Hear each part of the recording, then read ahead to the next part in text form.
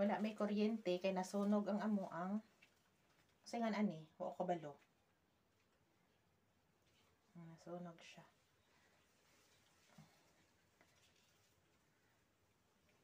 Kaya wala kaming kuryente. Grabe, oh.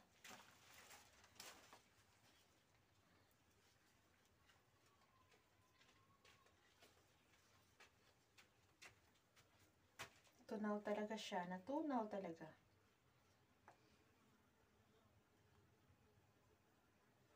Kung hindi siya simentado, baka sunog pati bahay namin. Puti na simentado siya, oh. Nasunog siya, oh. Diba? Dapat pala lang no, may yero dyan. Takpan pa siya ng yero. Sunog ang amin. Puti siya namatay. Ang lamok ko. Kanina mo. Lang!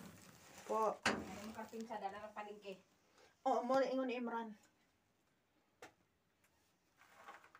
Diba? Kaya wala kaming kuryente.